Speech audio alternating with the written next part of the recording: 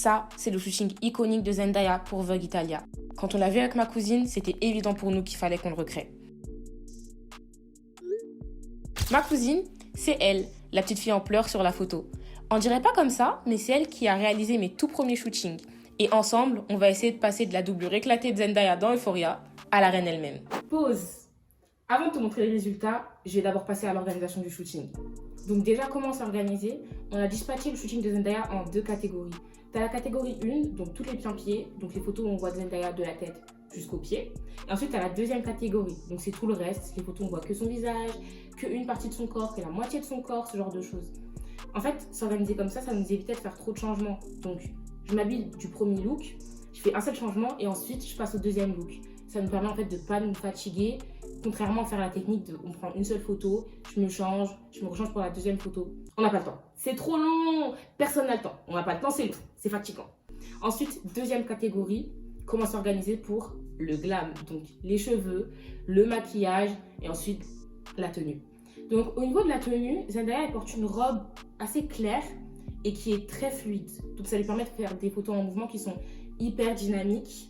Moi, pour ma part, j'avais pas forcément de robe fluide à ce point, donc j'ai mis une robe que j'avais qui était assez moulante et on a quand même essayé de faire des photos en mouvement à notre sauce. Ensuite, au niveau des accessoires, elle a 2 bracelets. Donc, j'ai utilisé ce bracelet-là avec des perles, assez classique.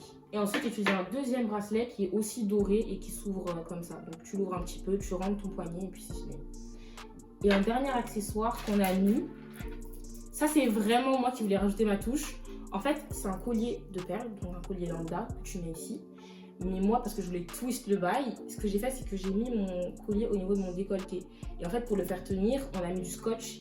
Oui, on a mis du scotch uniquement sur mes épaules. Le nombre de fois que le collier est tombé et qu'on a dû s'arrêter juste pour le replacer. Ensuite, au niveau du glam, elle a une sorte de petit smoky irisé rose. Donc, on a essayé de reproduire ça. Et enfin, pour les cheveux, elle a un chignon. Donc, malheureusement, moi, j'ai des dreads, donc je ne pouvais pas faire exactement la même chose qu'elle. Ce que j'ai fait, c'est que j'ai juste mis du coup mes cheveux sur le côté comme ça. J'ai pris une partie en plus ici pour avoir plus de cheveux là.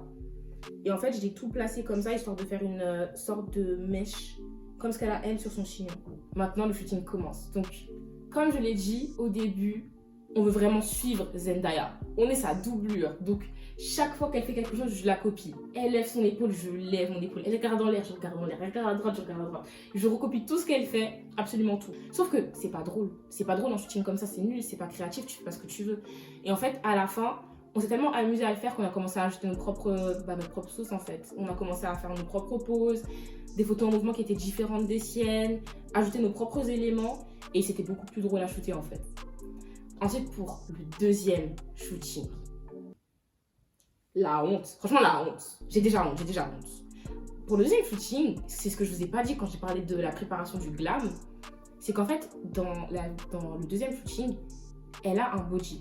Elle a un body avec de la dentelle et la dentelle, en fait, elle remonte au niveau de son décolleté, au niveau de son cou. Moi, je me suis dit, j'ai pas de dentelle.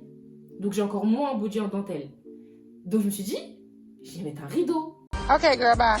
Bye. Ma cousine, elle n'était pas au courant. Ça veut dire que quand je suis arrivée, parce qu'on a shooté chez ma soeur, quand je suis arrivée justement sur le lieu et que j'ai sorti mon petit rideau, elle m'a regardée. Je l'ai regardée. On s'est regardé très mal.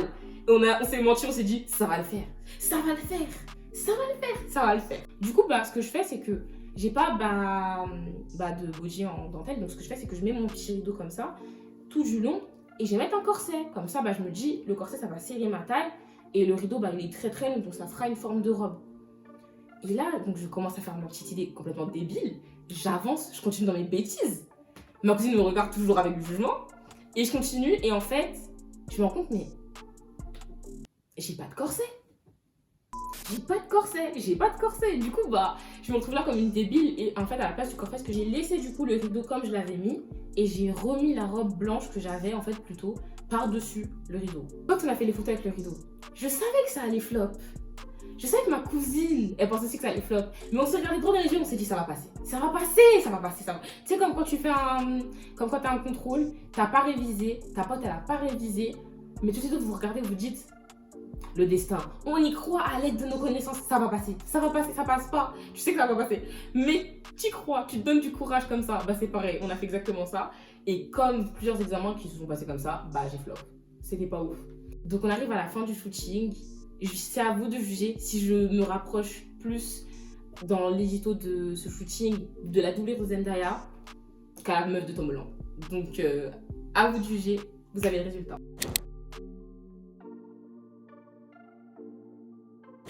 Voilà, donc j'espère que ça vous a plu. Vous pourrez donner votre avis en commentaire si c'est plutôt un shooting réussi.